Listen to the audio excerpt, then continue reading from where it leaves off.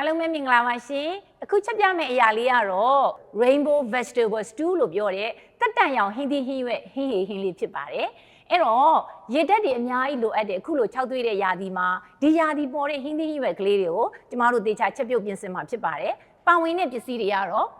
ဖယုံသီး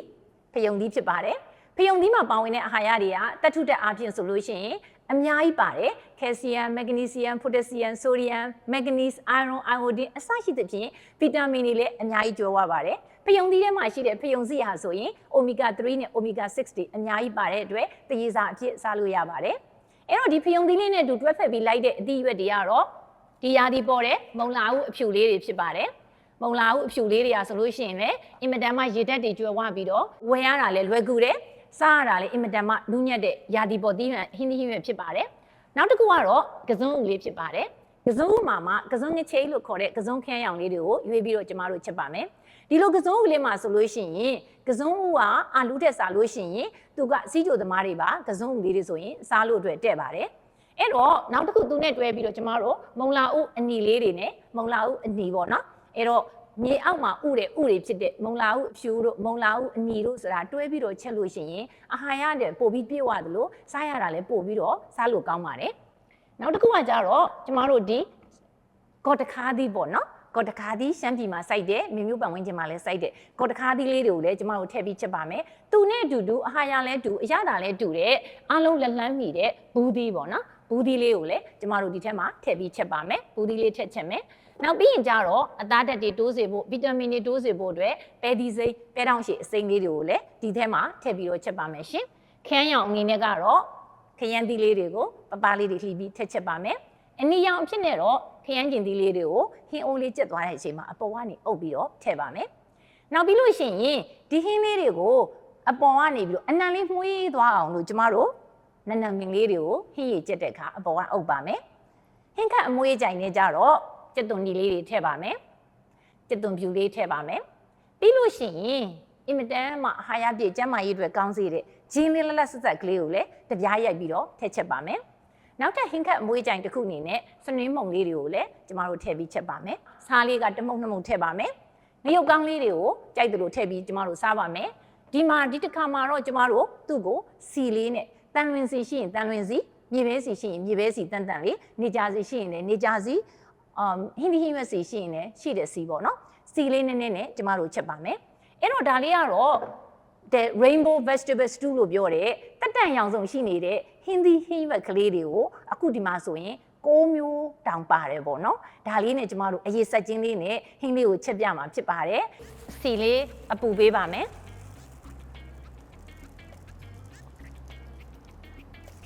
အဲ့တော့ဒီစီလေးပွင့်သွားအောင်လို့ကျမတို့စနွင်းမုံလေးကိုနည်းနည်းထည့်ပါမယ်စနွင်းမုံလေးကို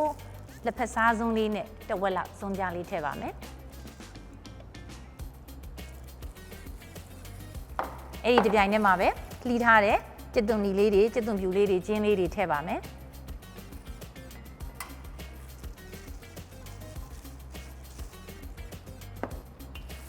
အဲ့တော့ဟင်းသီးဟင်းရွက်တွေကိုချက်ပြီးဆိုလို့ရှိရင်ပထမဆုံးအနေနဲ့မားတဲ့ဟင်းသီးဟင်းရွက်တွေကိုအရင်ထည့်ရပါတယ်။တအိုးထဲမှာဟင်းသီးဟင်းရွက်တွေအကုန်လုံးကိုပြုံထည့်မယ်ဆိုလို့ရှိရင်နူးညံ့တဲ့ဟင်းသီးဟင်းရွက်ကလေးတွေကနူးအိပြီးတော့သူ့ထဲမှာပါတဲ့အထူးသဖြင့်တက်ထုဓာတ်တွေကဓာတ်ပြဲပြီးတော့အကုန်လုံးကိုမရရှိနိုင်ဘူးပေါ့နော်။ဒါဆိုရင်စီလေးပူလာတာနဲ့ကျက်သွန်ဒီဂျင်းလေးရဲ့အနံလေးကမှုေးပြီးထွက်လာပါပြီ။ဒီချိန်လေးမှာကျမတို့ကငရုတ်ကောင်းလေးပေါ့နော်။ငရုတ်ကောင်းလေးကိုနည်းနည်းလေးထည့်ပါမယ်။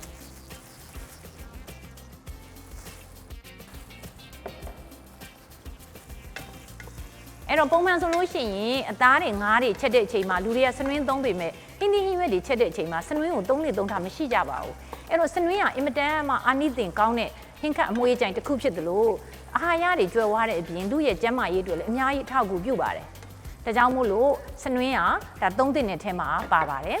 အဲ့တော့အခုမာတဲ့ဟင်းသီးဟင်းရွက်အနေနဲ့ပထမဆုံးအနေနဲ့ကျမတို့မှာကစွန်းဥရှိပါတယ်ကစွန်းဥခရမ်းရောင်လေးတွေကိုထည့်ပါမယ်ဖယုံသီးလေးတွေကိုထည့်ပါမယ်ရောင်းမလေးနဲ့အသားလေးမှုေးပေးပါမယ်ဟောတခါသီးလေးကိုထည့်ပါမယ်ပြီးရင်ဘူးသီးလေးကိုလည်းတစ်ခါလေးထည့်ပါမယ်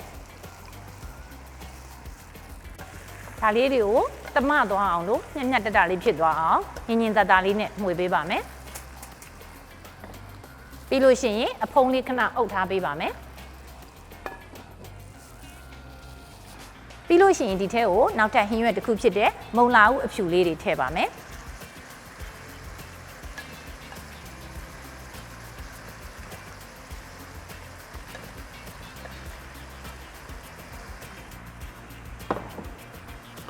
မုံလာဦးအနီလေးတွေလည်းထည့်ပါမယ်ပြီးလို့ရှိရင်ခရမ်းသီးလေးကိုလည်းထည့်ပါမယ်ပြီးရင်နှံ့သွားအောင်လို့မှွေပေးပါမယ်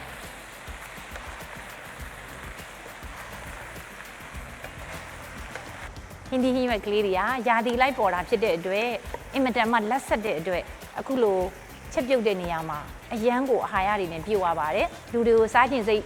ဖြစ်လာအောင်ဆိုလို့ရှိရင်စောစောကလို့ကျမပြောတဲ့ကျက်သွန်ပြူကျက်သွန်နီချင်းအစားရှိသဖြင့်ဒီလိုဟင်းကပ်အမွှေးကြိုင်လေးတွေကိုထည့်ပြီးသုံးမယ်ဆိုရင်သူကအကျိုးသက်ရောက်မှုတွေအများကြီးရှိပါတယ်အဖုံးလေးခဏအုပ်ထားမယ်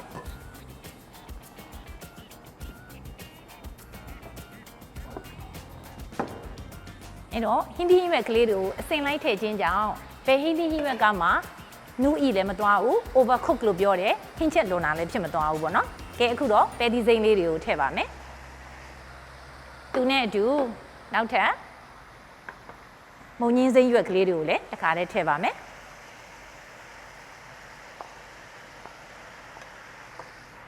အရန်ကိုမှုေးနေပါပြီအဖုံးလေးခဏအုပ်ထားပါမယ်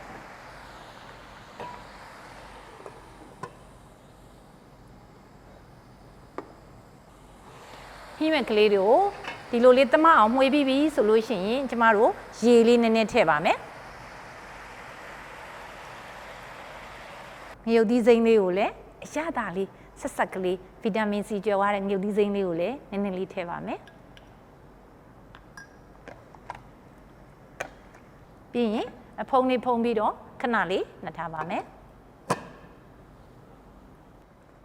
ဒီလိုဟင်းသီးဟင်းရွက်တွေဆိုတာအစိမ်းအောင်စားလို့ရတာဖြစ်တဲ့အတွက်မီးဖို့ပေါ်မှာ12မိနစ်ကနေ15မိနစ်ဆိုတာထန်ကုန်မဲ့ချက်ရမှာဖြစ်ပါတယ်ဟင်းသီးဟင်းရွက်တွေကိုအကြာကြီးမချက်သင့်ပါဘူးအကြာကြီးချက်ချင်းကြောင့်သူ့မှာရှိတဲ့သတ္ထုဓာတ်တွေအထူးသဖြင့်အကုန်လုံးပြိုကွဲပြီးတော့အာဟာရဓာတ်တွေကိုအမြင့်ဆုံးအထိမရရှိနိုင်တော့ပါဘူးဒါကြောင့်မို့လို့အစိမ်းစားလို့ရမယ့်ဟာတွေဆိုလို့ရှိရင်အစိမ်းစားခြင်းကပိုကောင်းပါတယ်တိတိကျကျရေနဲ့ဆင်အောင်တော့ဆေးပြီးစားသင့်ပါတယ်အစိမ်းစားလို့မရအောင်မြို့ပေါ်မှာတည်ပြီးတော့အစိမ်းကြော်ကြောမယ်ဆိုရင်လည်း9မိနစ်နဲ့9မိနစ်လောက်ဆိုရင်စားလို့ရပါပြီအခုလိုအရေးလေးနဲ့ချက်စားမယ်ဟင်းဆိုလို့ရှိရင်လည်းထန်ကုန်15မိနစ်ဆိုလို့ရှိရင်ဒါစားလို့ရတဲ့အခြေအနေကိုရောက်နေပါပြီ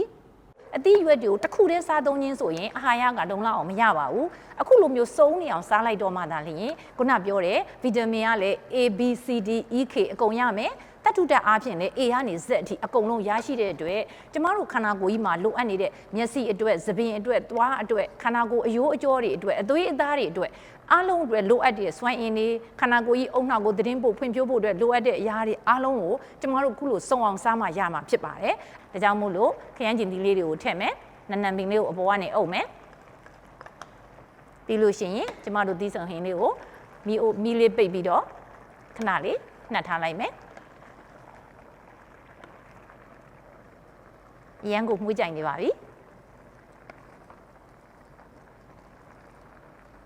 အယောင်အသွေးအားဖြင့်လည်းစုံလင်စွာနဲ့အရန်ကိုမှုကြိုင်လက်ဆက်တဲ့ကျမတို့ရဲ့သက်တန့်ရောင်သီးဆုံဟင်းလေးဖြစ်ပါတယ်